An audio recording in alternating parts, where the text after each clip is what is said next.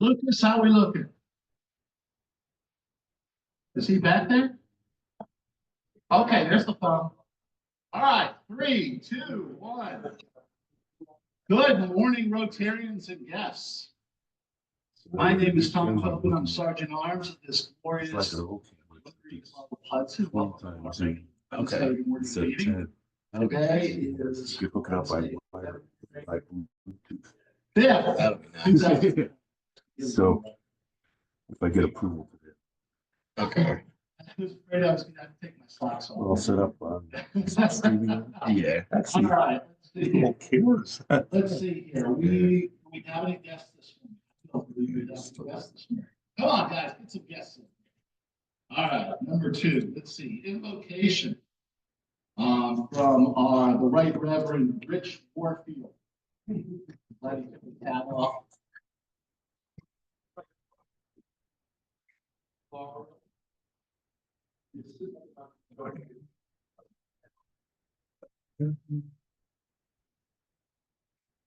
Thank you, Brother Tom. By the way, we do have a guest, Andy Morse is here today.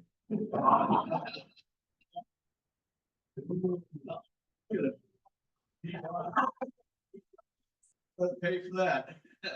Monday night at Bible study, we learned in our readings that God was suffering on this earth for a reason.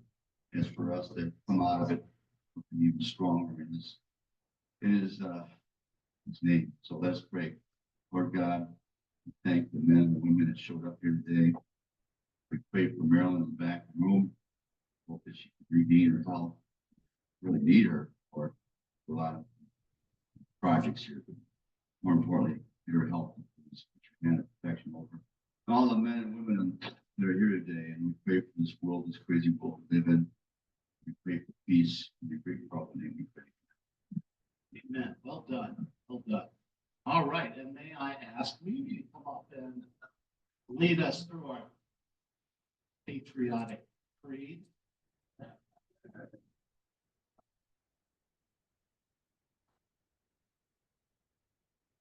Why don't you step in?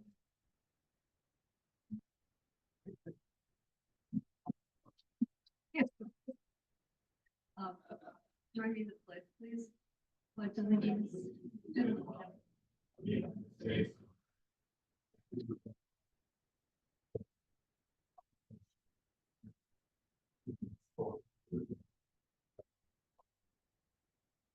And for the 4-way test of the things that we think, say, and do, first, is it the truth? Second, is it fair to all concerned? Third, will it build goodwill and better friendships? And fourth, will it be beneficial to all concerned? Well done. And here's my help. There's a banister over here.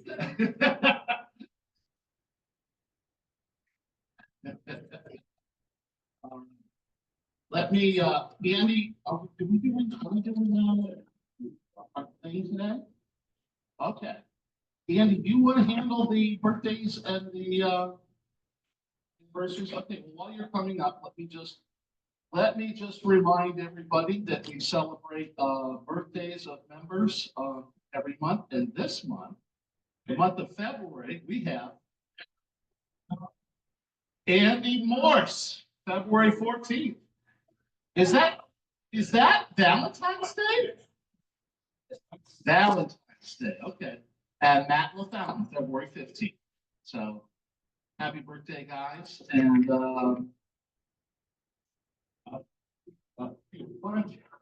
Let's just sing it. Happy birthday to you. Happy birthday to you. Oh, happy birthday, dear Andy.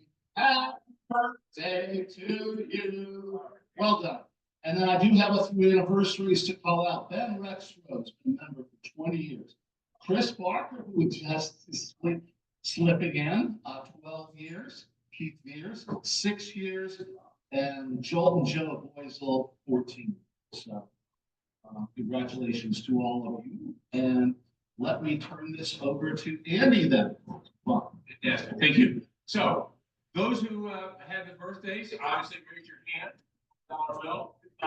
Those who just walked in, last in, of course, raise your dollar bill. Thank you, Chris. And while you have your $1 bill up, Chris, don't forget to bring the second dollar bill for having your anniversary too. So thank you kindly. And who else had their anniversary? Keith, can you help me remember? Okay, thank you. And anybody else have the anniversary? I know. Hello, Ben. Where did Ben, Keith, and Joe Boisel. Okay, so thank you kindly for raising your hand on those. The other thing I'd like to do is pins. Who's got their pin on? Oh, who forgot to put their pin on tonight? Okay, if you forgot to put your pin, make sure you raise your dollar on that one. And then of course, we also have our nameplates. Okay, and I forgot my nameplate up there too. And I don't know about anybody else, but some people forgot their nameplate. And poor Ron Strobel, he didn't want to walk back out to get the cold. So he obviously knows he's already guilty. Who else forgot their nameplate there? Oh, look at those hands go up. And Ralph, don't bother putting your hand up. I can see from here that you know your nameplate on. So, and while we're at it, for those of you who, yeah, did you put your hand up? I didn't see that. I didn't see that nameplate. Okay, good. Okay, good. So, last week, for those of you who were here, I got the Paul Harris Award. Isn't that amazing? I think that's amazing. Who else has the Paul Harris in this glorious thing there? Yeah, that's nice. Except you guys have it wrong. Where's the dollar bill that goes with that hand going up? Thank you kindly. There's a dollar bill for that hand going up. And by the way, awesome that you all have the Paul Harris too. Thank you kindly. It's amazing what money can buy. So all of that. Okay, so let's move to some happy news. We've got some happy news. We've got happy news here. What? Are you kidding me? This is the saddest. Here we go. Happy. Oh, there you go. That's fair. That's fair. I leave tomorrow morning for Disney. All right. Joe Boisel, I know you've got some happy news. You've all heard my happy news already about my dad surviving his fall back in December. Doing so well. I'm afraid he had a cold this morning and had more sense than Maryland to come here. So. Oh, I don't know. I get. Off to Maryland. You know, we have a German exchange student this year, and it's been great. So we're either halfway through that, or we only have halfway to go. But yeah, it's been good having him with us. His name is Alexander Potya, and maybe we get him in here to play some piano. He's a virtuoso. He's amazing. So yeah. Well, we like that. He's from Germany, from Hamburg. Sure. So I'll pay $1 for Alexander. So I was going to bring the Hudson Hub. I finally found an actual piece of paper. Okay, and I was really pleased. So I went through all 8 pages and couldn't find anything in there about our club. And I'm thinking to myself, well, if there's nothing in there about my club, that means somebody obviously fell out on the job. Keep walking, Pat. You know you're going right to Jay. Okay. Okay, you're going to Jay. What do you mean you're out of dollars? Okay, Doug, you're right next to him. You have to give $1 to Jay. Just Doug prepaid. Okay, so okay, Jay, you got one pass on that. But what I did see, okay, I saw the religious corner. Okay, that wonderful page just for religion. Joe, I didn't see your name there. Joe, I didn't see your name there. And then I turned to the back page where all the realtors are selling these overpriced homes in Hudson. Okay, outrageous prices and stuff like that. And then I did not see. Terry thinks she's paid $2 and that was enough. Ron, do you think $2 was enough, Terry? I don't think so. Do you? So, okay, yeah, she hasn't sold the house exactly. All right, so a couple weeks ago, it was really, really, really cold. How many people didn't show up that day? I was here. And you know what? We had a speaker. You were here. President Kelly was here. Okay. But Mimi, you were not here. And we had a speaker and you were not here to get one of the first questions. So, okay. I just don't understand how that could be. So thank you kindly. Thank you kindly. And Ralph, I thought it was awesome that your son came by for your birthday. Okay.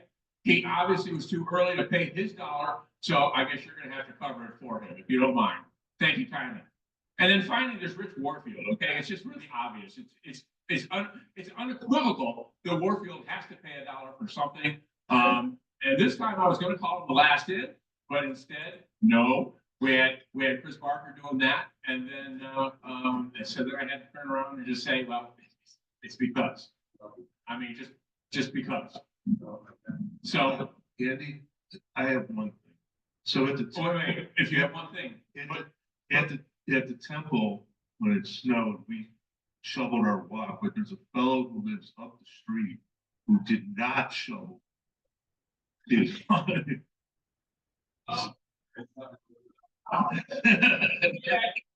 to keep coming up here. I'm sorry about that. Shame on me. Okay, but what about the other direction on College Street? Did you check her? Yeah. See, the one with the Christmas lights is still up. Okay. Whoa. Valentine's Day is coming up. Okay, it is an important time. You have a reservation? That's it out. Ron, what are you doing? What are you doing for Sue on Valentine's Day? Hey, quickly. Okay, that didn't qualify. All right, what about the next row? Come on, David. Valentine's Day. What do you got? What's your plans there?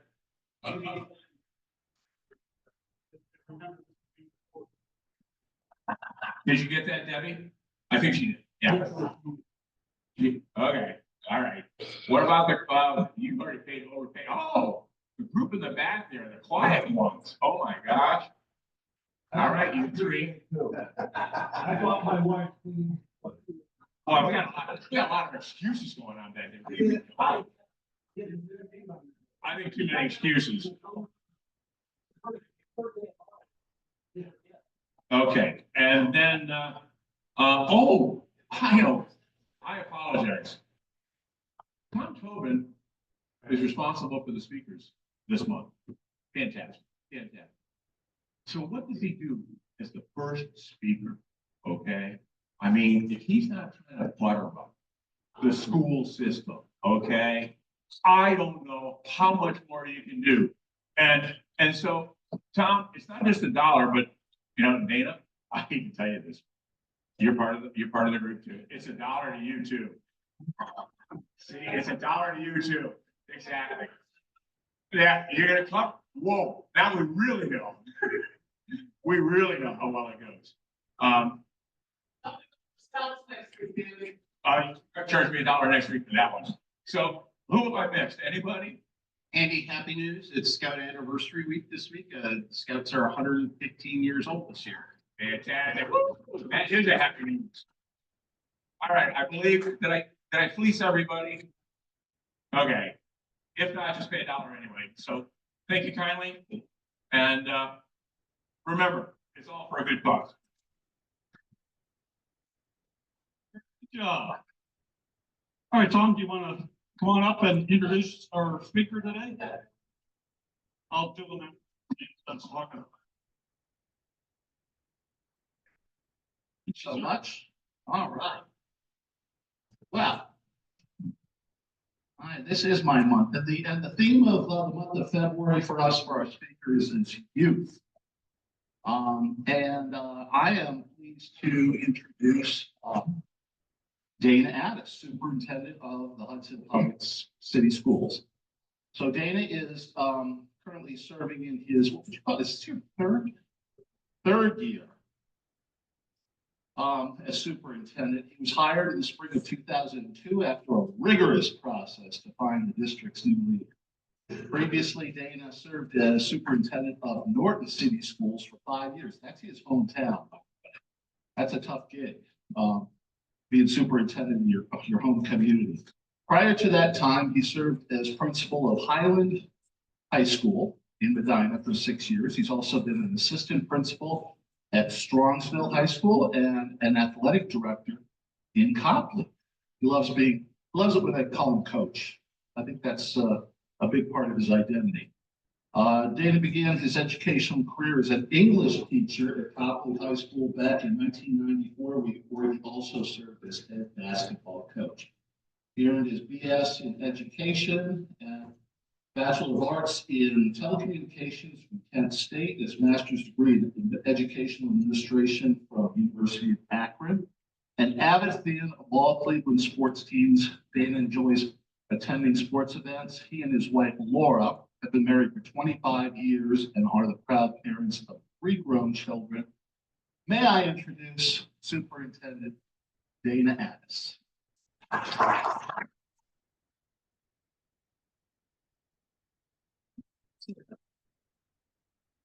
Hey, good morning. Is that okay? We'll check one thing. Is that okay, Lucas? If I stand down here, Lucas, is that good? Yeah. All right, I got the thumbs up. And I won't be asking you for any dollars. Yeah. When I got here this morning, Tom called me coach, and it reminded me when I first became a building principal, the custodian came up to me and said, "Good morning, coach." And I said, "Rob, did you know that I used to coach?" And he said, "No, I just called you coach." And I said, "You can call me that every single day of my life." And I tell the kids that at Hudson all the time. I'm in this position now, but my heart is in teaching and coaching. Life has been good. I've been blessed to be able to do different things leadership wise. But to me, this is still all about the teaching and the learning that goes on. And I appreciate the invitation. Mr. Tobin does not need to butter up to me. I need to butter up to him. He's my boss. So I thought today we would just go through the quality profile. I hope that you're thinking about any question that you want to ask me about our school district, about anything that's happening, with education. I would rather just answer questions than talk, but be thinking about those right now. Our quality profile is due in October, November of every single year. And the state put the quality profile as a requirement out there because when the first report card surfaced, some of the grades were really low. And so this perception of what's happening in public schools became distorted. So the state said, why don't we do a quality profile so you can also explain some things that are happening away from academics, which I applaud them for doing that because I'm just going to be honest with all of you. Not every school district is built to do well on a state report card, a one-time a year measurement that is the most publicized thing in our journey. These are the journeys that are really all about our kids. We are blessed here. We are part of a top 10 school district in the state of Ohio. So our kids, our families, we are built to do well on standardized testing, and we continue to get better. But these are the things that are really important. So my favorite picture of the year last year is in the upper left-hand corner, and it really became kind of what we're all about. This is Nick, and this was senior night in soccer. Nick is one of our students with disabilities who graduated, but he got in the game on senior night against Copley, and Nick scored a goal. So if you look at the look on his face and JJ Wright, who's behind him, this was just love of teammate, love of a classmate, love of someone in my school. And you can't see it in this picture, but Copley is behind and they are all clapping too. I want you to know these are moments that happen in schools that you never get to see. If we do something wrong, you will see it. It will be on the front page of the paper. It will be on the news. But all of these amazing things that school districts do all over the place, you can pick any of them. We hear these things about Akron Public. And I want you to know some of the best teachers in the world are in our urban areas teaching these kids. And it's a super tough position. So this is our quality profile. I'm blessed to be on the corner or the cover with our kids at Eastwoods. That's part of an assembly. You see our mascot Thor. And then in the lower right is one of our students who graduated last year, who I believe is at Penn. Is that right? Yeah. So James is all about that. All right, go ahead and flip. All right, so I'm not going to talk about all of these things. I just want you to know, you see all of these, this part of our district that is available to you to access anytime on our website. You see our fantastic board that's up there. You see that tall guy in the middle. I want you to know this, and they're my bosses, and one of them is here, and a former boss is here. I've been doing this for 34 years. I've been in 5 different districts. This board, on a daily basis and a monthly basis, cares about the life of our kids more than any collection of 5 board members that I have ever experienced. So we're blessed to have them. You see our administrative team, an incredible group of people and great friends. It's really important to us and in your own lives to have a work family. Tom mentioned that I was at Norton, smaller district, a little bit by myself, people intimidated by the position of superintendent. So to find a work family was a little bit of a challenge. I have found a work family again that I love and care about, and that's been a joy for me. The U.S. News, every once in a while we get to talk about rankings, and that is of interest to people. I want you to know in all areas of measurement, our kids continue to climb. U.S. News and World Report, the amount of AP programming that we are offering, our scholar winners, everything continues to climb. We continue to push. The scary part for any school district is what happens if you have a year where you go backwards a little bit. So our PI score this year, which is the most important measurement to me because it measures every kid, was the highest in school district history. We've never had a better year than what we're coming off of. What happens if that goes down a little bit? Those are the things that we worry about. How do you explain that? All right, there's our great leaders at our buildings. They're really the people that are getting a lot of work done. Okay, let's flip. All right, we don't need to talk about that guy on the left. Academic achievement I just talked about. How about some of these academic successes? 7 students posted a perfect score on the ACT in our graduating class. Honors diplomas, all of that is right there. And here's Sherry Dew. She was on the cover. You have all experienced students in your world that were just amazing. What they had accomplished by the time they were 18 years old. Sherry Dew is one of those students. She was a tennis player as well, right? Yeah, great golfer, state golfer, but also plays in the Cleveland Youth Orchestra. She's just a well-rounded kid, but we have somebody like that. All right. Yes. All right, go ahead. Just going to make our way through it. I hope you're thinking about questions. Mr. Budo has some kid duties today. We were talking about happy moments. Our pre-K through 8 kids are super happy today because they're home. Today is a conference day, so this is a daily conference. So those kids are all happier than any of us right now, not being in school. So Philip is there. Our Portrait of an Explorer was a board adoption in 2018. It never got off the ground because of COVID. And when the board was searching for a new superintendent leader, the implementation of Portrait of an Explorer was a mission for the board. And that is now fully ingrained in the lives of our students. And so you see some of the things that our kids are doing, some of the activities. There's a great element of togetherness on Portrait of an Explorer. These are the attributes that our kids are learning in addition to all of the academic growth our kids are experiencing. All right, next one.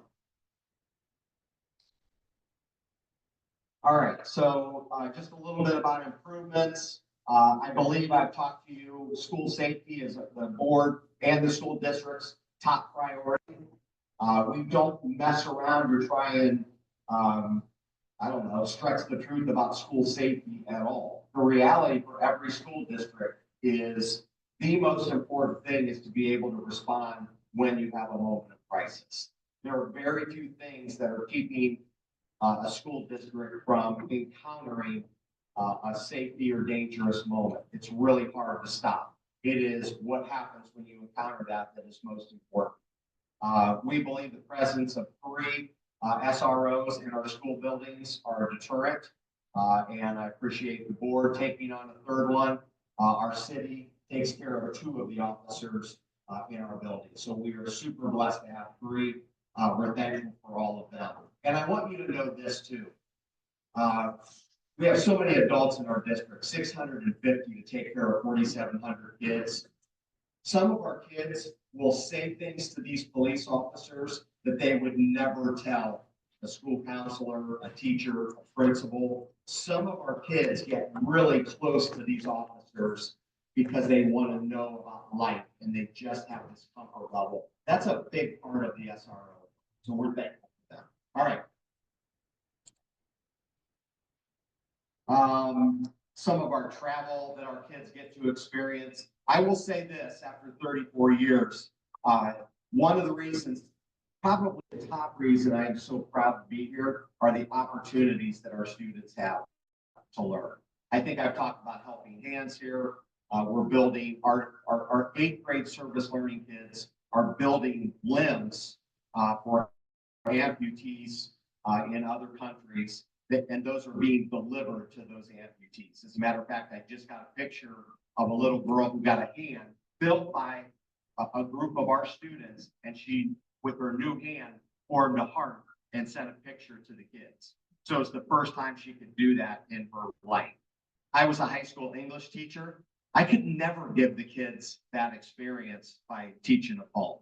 They get to experience things that are way outside of academics. So proud of that. Our AI Exploration Day. So AI is already in the lives of our kids, but the next 10 to 15 years, they are going to encounter, we are all going to encounter things that seem so bizarre. I know many of you watched the Jetsons, right? You remember Rosie? All right, I want you to know, I just had an AI conference for 2 days and I asked the guy, just dream a little bit and tell me what seems like a reality that blows our mind. And he said, every home will have the capability of having a robot take care of daily chores, daily tasks in the house, like doing the dishes or taking out the trash. And he was 100% serious. So the most interesting thing, and really this is us getting ready for our kids ready for their lives. Maybe you already know, but the Cleveland Clinic is currently constructing the largest quantum computer in North America. And so one of the things this computer will do is called digital twinning.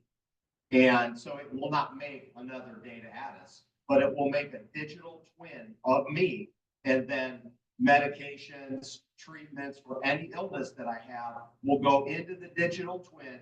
They'll be able to test if it's working before they put it into the human being. That's what's next. That's our kids' world. We have GPS on our phones. You know, I was a triptych kid growing up. So all these things happen and they aren't shocking because they happen in a casual way. But there are some crazy things that are happening. Every one of our students right now could have an individual tutor in his or her computer.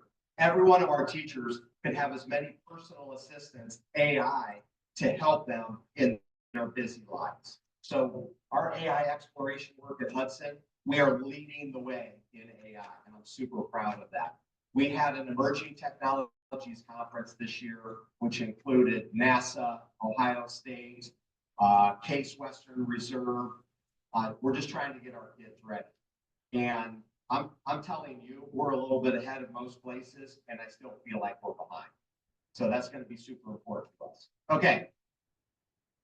Now, this is how we're telling you a little bit about the youth and what we're experiencing. You see all of our, I know you guys see our kids here. They're involved in all of these things. The 6th District Compact is really important. We host 2 programs at Hudson. I'm working with the board right now on the potential of adding programming, which I know Mr. Tobin is really interested in. We have a record number of Hudson students attending the 6th District Compact. And we are also talking about trades and other things like welding.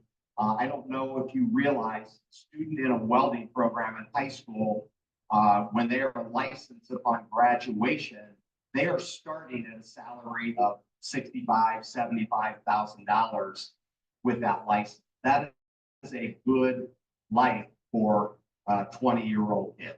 So we are just trying to help our kids, meet our kids, and give them everything. We don't believe that every kid is designed to sit in a room and learn in that particular way. We just want all kinds of opportunities, and the compact is doing that. All right, here we go. Next one. All right, our drama program, second to none. You see our music programs. Maybe you've heard our band. Here's a sample of some of the artwork that comes out of the minds and the hands of our students. It's pretty incredible. And the community ed and recreation. I know we had a huge event on Sunday because it was HCER Championship Basketball Sunday. So these are kids that decide to play in our community rec program. They don't have to worry about a coach yelling at them. They don't have to worry about, people being in the stands. It's for the love of the sport. So that's a big part of our world as well. Okay, here we go. Next one. See where we are. Again, I want you to be able to know that all of these are on the website and you can access them. I'm a former AD. I've talked a little bit about coaching. My love of athletics is super, super strong.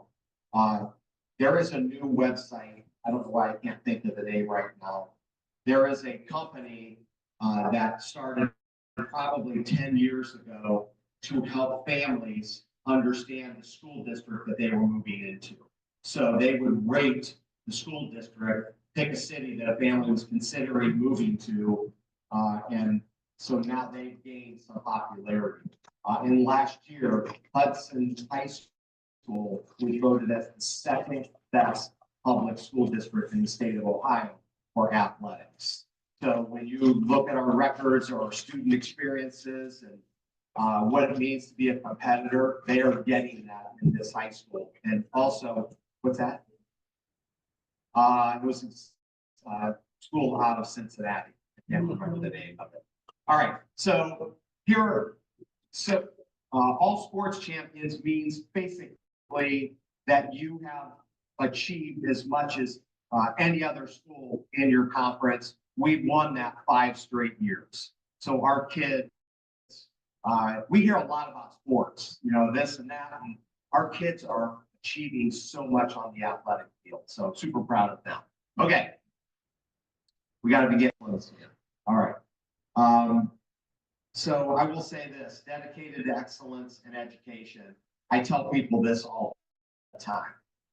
School districts like to tout themselves as AAA schools, academics, arts, and athletics. It sounds good that all of those matter to us.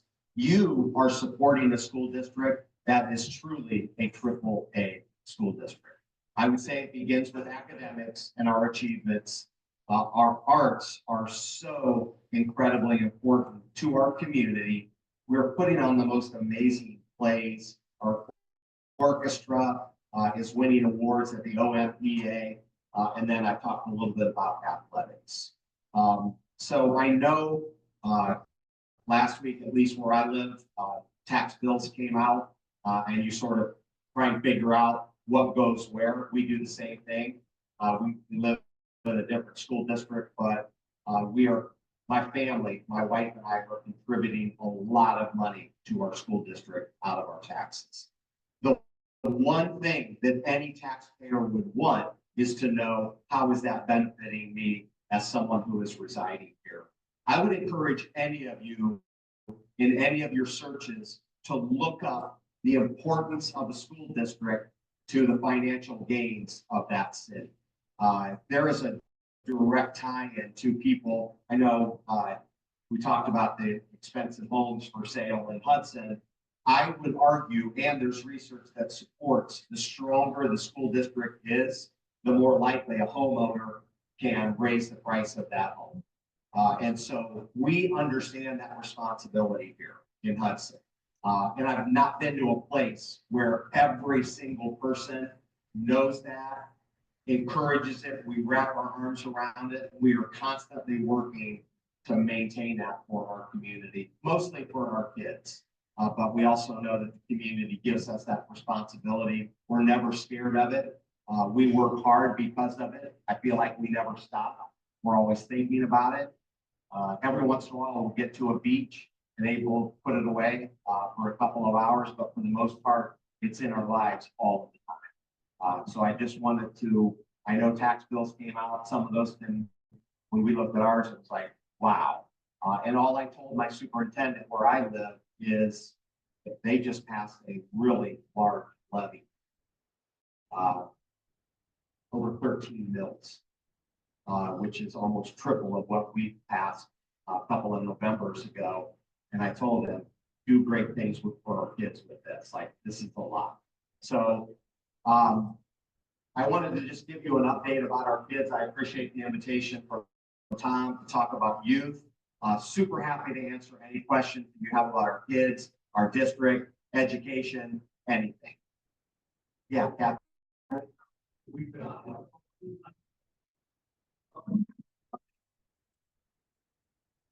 Well, I just was wondering that since the COVID time when kids were in the classrooms, do you see any effect on the kids' testing or on those students, especially the younger ones? Yeah, we're not out of it yet. We're still seeing some impact of that. And the biggest part, schools really struggled with executive functioning skills in our youngest kids. You know, in kindergarten, you learn things like how to stand in a line, how to raise a hand to ask a question, all of these things that are human-based, you know, how to not interrupt someone. Those were missing, and it was really tough on our young teachers. It was a little chaotic. That is all getting better. But what our kids missed, perhaps in literacy, for instance, we are still working our way out of that. Yeah. Yeah, we do believe there's catch up. We need all of our residents to understand that was a really tough time for schools. We worked our tails off to try and do whatever we needed to do, but there's going to be some catch up. I will say this, and I'm getting older myself. You know, the phrase "kids these days" sometimes comes out during conversations. I want you to know they're the most amazing kids. They have the same dreams and ambitions, if not more, than we did. Their world is just a lot different. They are dealing with some things that I never had to deal with, and they're still crushing. Yes, sir. Related to Catherine's question, and perhaps the pandemic, you read so much about the stress level of students. And we've heard to some extent what the schools are trying to do to help with that stress level and depression and whatever else. What's the current state? Has it improved since the pandemic is behind us? Or is this something that we are going to be living with forever? Here's what I think about that. I went to school in the 70s and 80s, and you hear the phrase old school, and you know, coaches, teachers that would use the phrase like toughen up. You know, that was related to grit, and there was nothing wrong with that. But for most of my career, when something was going on that wasn't quite right, you didn't talk about it at school. Hopefully you could talk about it with your family or a trusted friend. And school districts started doing things for kids that they never had to do before, whether it was free and reduced lunch or new forms of transportation or inclusion, which would bring students who maybe were housed in a different school building because that school district couldn't educate that child. We started bringing all these kids in. You guys have all seen Welcome Back Kotter and the Sweat Hogs, right? That was a group of kids that did not know how to do school. So we used to just shove them into a corner, give them to a teacher and let that teacher take care of them. Now we are bringing them into our rooms because Vinny Barbarino, even though he doesn't know how to do school, he's a brilliant math mind. So we'll put him in a math class and he can watch other kids raise their hands, do their homework, interact, and he grows and learns. It's the same thing with the struggles that you are talking about. We have kids now that look at school as a place where I can talk to my counselor. I can talk to, my school psychologist. I can at least have conversations with them. And even as a human, when there's a comfort in your life at talking to someone about something that is bothering you, that's the first step towards recovery.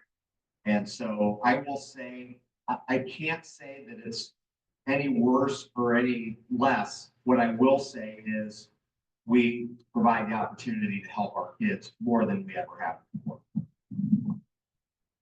Does that answer? Yeah, actually, jump in that one a little bit. So the issues of depression and stress way predate COVID. In fact, I remember on the board, we had a program, I know schools still do against bullying, but we got feedback from the student government that yes, it's an important issue, but this is way before COVID. They felt stress was actually the more critical, at least at the high school level. But I know the schools have done programs such as Leader Me and others to try and build resilience at a young age. So, and that's, as you mentioned, is a continuing issue to work out. Getting kids to do it. I was just going to throw out a fact I just looked up. So the class that Sherry Dew applied to had, there were 65,236 applicants, of which 3,508 were accepted, for 5.4%. So Yeah. That getting in somewhere up school, great accomplishment. One thing I was going to bring up now, softball question. I looked through the flip book, and it has the facts about growth in performance in schools. Talks about the cost per student. I think it's about 15,000-16,000. There's been a person who's come to the school board meetings, comment time, and whose comments have been actually shared around the internet, saying that costs are way higher, that performance is down. And I guess my question is, those which has gotten a lot of play, hopefully, those comments in school board meetings, is there any requirement that people commenting be factual, or are they fact checked during that, or are they allowed to say whatever they want? James, you can come to a school board meeting and say whatever you want, and so could anyone in this room. What I want to encourage, I always encourage people this. If you have a question about something that you're hearing in our school district and you want the truth, call me. Or talk to a board member. I will, even if it's tough, like, let's say we take a step back academically, I want to be able to share with people, this is why it happened. For instance, we don't always deal with this here, but school districts traditionally will have an age group of students who, for some unexplained reason, they're not great test takers compared to the year before. That happens in school districts. I may have shared this with this group in something that we deal with when gifted grades surfaced first in the state of Ohio. It was on a points system. And so I was a building principal at Highland then, And the first time we ever got a grade, our district got an A because we scored 20 out of 20 on their system. However, the system also said this: if you ever go backwards in gifted, you get an automatic F. And so the next year, our district got a 19 out of 20 on gifted, and we got an F. So think of our gifted families in highly local schools and what's going on in their mind. Like, what do you mean your gifted program gets an F? So if there's anything circulating that you're really worried about, please call me. I would love to explain, even if I have to tell you, I dropped the ball as a superintendent on this one. I don't ever want to have to say that, but I will tell you that if I need to. Yes, sir. Dan, don't worry, James will show up and he will say whatever he wants. Oh, sorry, James, I had to get that in there. Quick question for you. You may have said this and maybe I was taking an apple there, but the class sizes increasing, decreasing, and when I ask that, my daughter graduated in 17 and my son graduated in 15, hard to believe. 10 years ago, my son graduated Hudson, which, thank you, Hudson, done a great job for him. He's out in Las Vegas. Now CFO of real estate group at 28. But has it gone up, gone down, flat, whatever? Yeah, we are part of, Ohio has lost about 50,000 students in the last decade. You know, whether or not it was job transfers when the state was not growing. We are obviously a part of Ohio schools, so losing 50,000 kids is going to impact a lot of school districts. So last year is probably going to be our last year of 400 grads. We're going to be right around 350, 360 as part of that initial loss. But then we see consistency in that range for a lot of years ahead. So we see the effects of, you know, maybe job-related moves, who knows, weather-related moves. A lot of people left Ohio during COVID too. And so we're feeling that a little bit, but after, I think now we're going to get to a really consistent spot. You know, people ask me about this all the time. Kindergarten or preschool registration was open and kindergarten's open now. And it sells out in about 5 minutes. Like, it's crazy. We had summer school postings last week and our PE course was, or our health courses were filled in less than 5 minutes. So people are desiring to be here. We're part of a natural loss of students. But if you ever hear anyone say the words declining academics in Hudson, they are not telling you.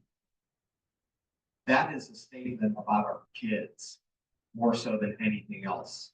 And our kids are crushing their world. They're doing great things. Yes, sir. Andy? Yeah, quick question for you. You've got all of those wonderful AI technology things Yeah. and stuff like that, and other advanced items that you're teaching your kids in the school system.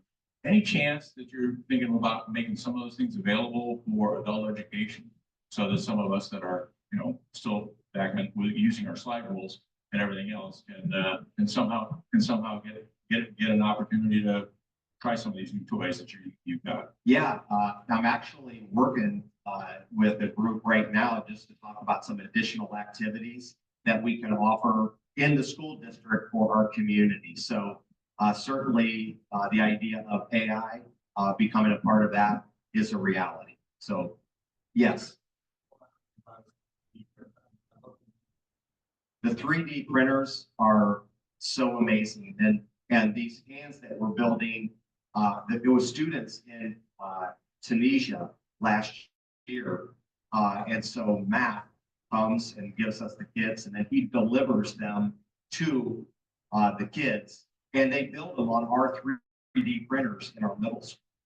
So yes. Yeah. You know, I just wanted to just mention one thing as Dana went through the slides here. I noticed that, you know, I kind of look at the world through the eyes of philanthropy because of my career. But I noticed things there like the stadium, the what else did I see? The the Ellsworth Hill Playground, which was given to us probably about 15 years ago by the Margaret Clark Morgan X Foundation. Middle school.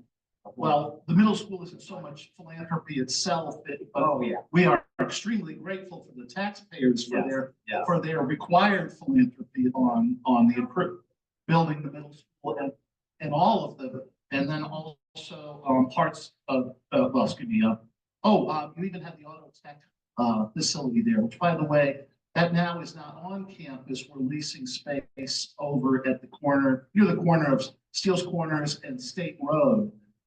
It's a great facility. It's a great instructor that we have there. And this guy has been using his contacts in the industry to get all sorts of donations of equipment and vehicles to give the kids a really top-notch experience. And once again, that's a career tech program. We don't have a lot of them in Hudson, but that's a really important one that we've had for probably 50 years or so since I was a kid.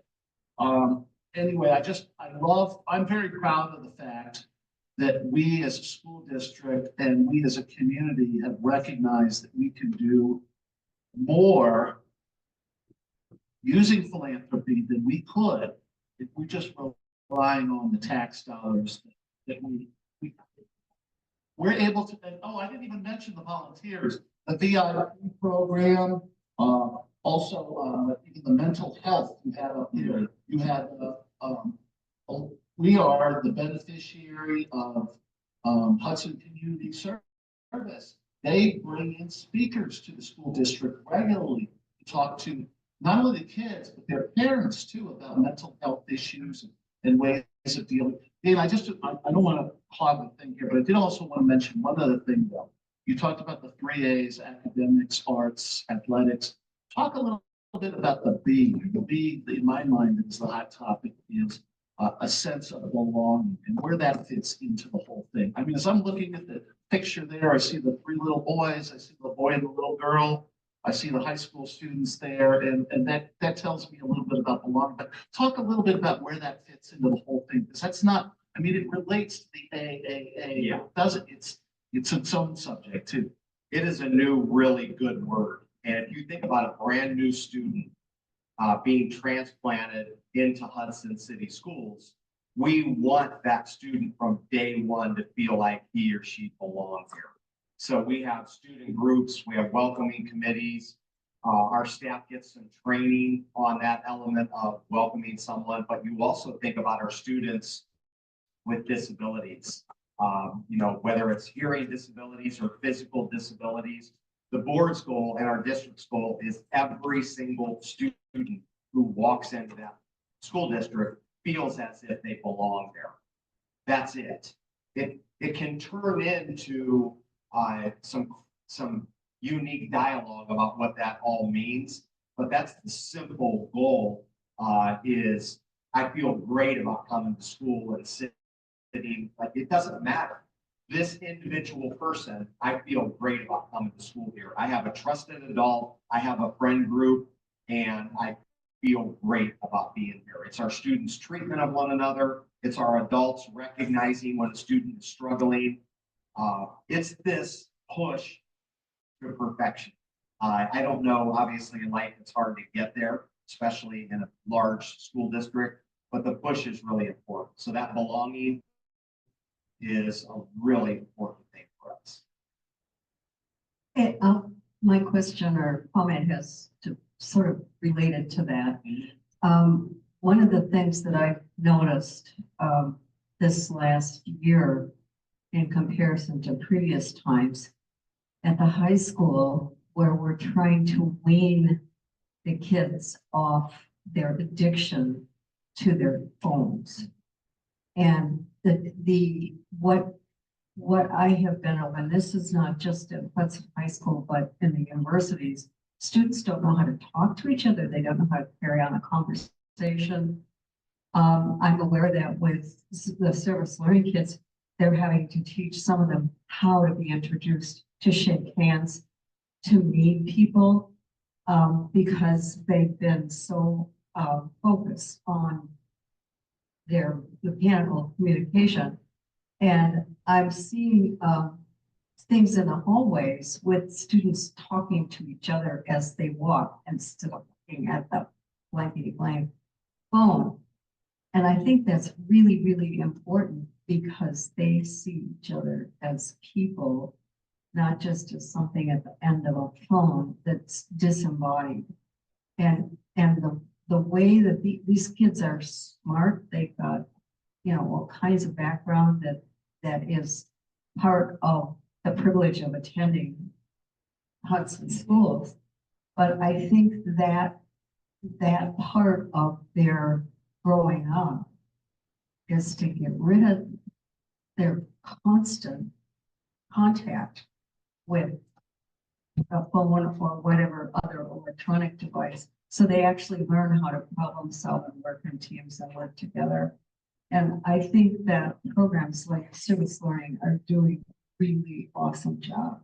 Yeah, H2BE, which is a combination of honors biology and honors English. So I will tell all of you, we have already met with the high school focus group about phones in their lives, the anxiety.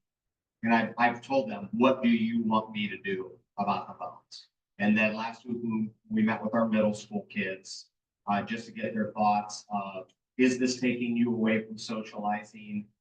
All of this. We have board policy right now that meets the new state's model policy, but the board is fully expecting me to come up with a recommendation to them related to cell phones in our schools.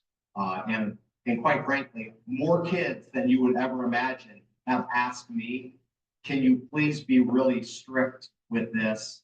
Because if you're not, I think we're still going to use them, and we need some help in this area. So we'll see where we go. Our kids think about it a lot too. They're worried, so they're asking for some help.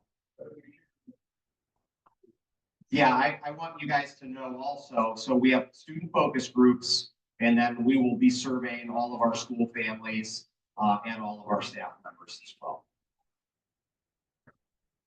Not getting a lot of pushback. I will tell you the biggest thing that is happening that's going to be hard is our parents text our kids during the school day all of the time. And so we want to give our parents peace of mind that we are equipped to handle emergencies and all of that. So, yeah. This is about the belonging. We're not a diverse school district. Yeah. Or town. And my oldest grandson is biracial. Graduated and he said, even though he had lots of friends and was in lots of activities, he never felt like he belonged. Mm-hmm. And I don't know if there's anything you can do about that. Now that he's going to a diverse college, he said it's the first time in his life that he really feels like he belongs and is part of the group. So it's something to keep in mind that we have to do something to help the minority students feel a real part of school. Yeah, it's, again, it's one of those areas where the push there and the work that's being done is really important. And the goal of wanting to get better at it has to win right now.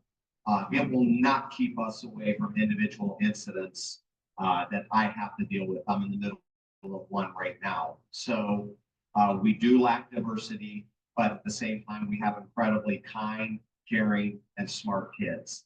So a large majority of them get it. But you know, just like with, if you turn on the news at night, the one or two that are causing a little chaos, they're going to get the attention. And so we're working at it. And I appreciate that. We know that our kids are experiencing that. So we're trying to help as much as we possibly can. You know, I'll just be bold. That can't all fall on the school district. You know, we spend a few hours a day with these kids. They spend most of their life at their house. And so the thought of them bringing something to school, a particular feeling, that's something we would never want to teach in school, but we can't be the only ones helping in that area. That has to occur in our society and in our homes. Thanks, Dana. I appreciate you being here. Thank you. All right, so from my perspective, my entire life has been allocation of capital. And I will tell you, there's no greater investment that you could ever make in your entire life than in kids.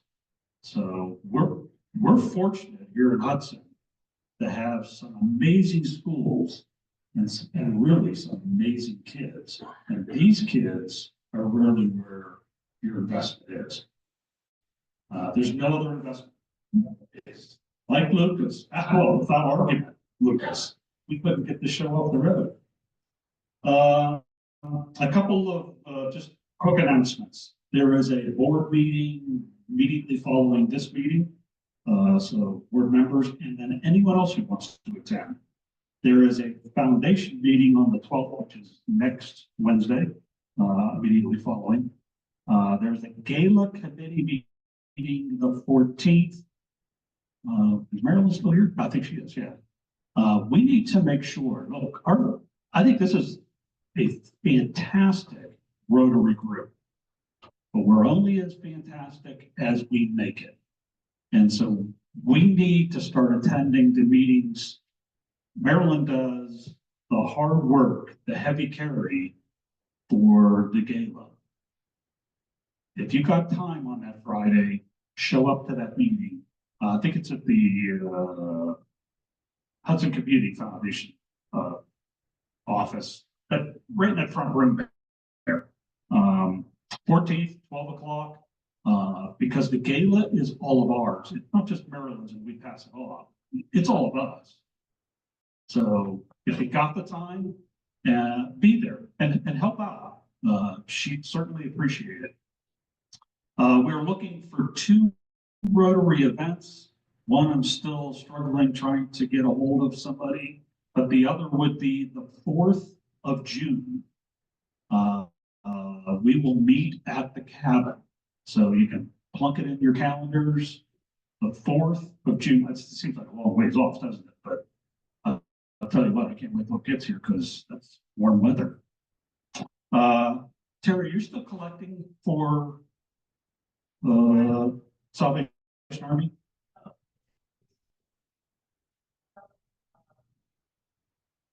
Is collecting coffee for paper press. It's not so. That's what we're gonna do February, and I thought we felt that I'm looking coffee for paper press. I just forgot to get it to okay. Thanks, Terry. Also, there were a number of meetings, you saw it in Maryland's email that went out for the online grant management. Once again, I want to sort of belabor the point. There's a meeting on the 8th, the 19th, and March the 8th. Attend. Hop on one of those meetings and attend. That helps us out a lot. These are grant meetings. This is district grant. We talked about this the first meeting we had back here in this year. Hop on that. Keith?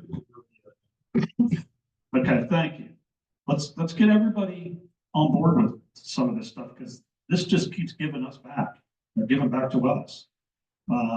Also, we need a secretary for next fiscal year. So that starts July 1st through June 30th of 2026. A lot of folks out there. I just need somebody to step up. It's going to be a lot easier this time around because again, you'll hear it over and over again. The thought is to hire someone to do a lot of the heavy lifting for not only the club's secretary position and treasurer's position, but also the foundations. So these are more ceremonial kinds as we move forward into the next fiscal year. All right, let's do Rotabuck. Rotabuck. $7 payout, 175 jackpot. Dana, I'll let you do the honor, sir.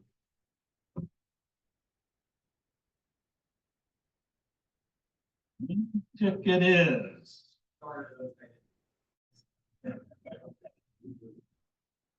What if it's your ticket, Dan?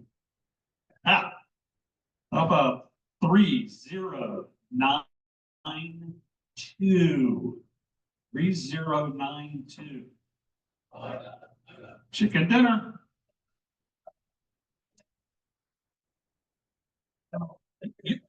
You were clutching that a little harder. You. Black marble. Not gonna be it. All right. I know everybody's waiting with bated breath. Useless but important facts. You're going to be one of the most educated group of people that we have. Hawaii gets 3 feet closer to Alaska every year. That's a long ways to go, but that seems. Oh, the Ohio or the Aloha state sits on the tectonic plate called the Pacific plate that shifts closer to the mainland every single day. So get your beachfront property up in Alaska. You know, I don't know how long it's going to take, but it might be worth a few bucks at the end of the day. Go out to the beach. And with that, I don't have the bell to ring, but again, following the board meeting, everybody have a wonderful day. See you here next Wednesday.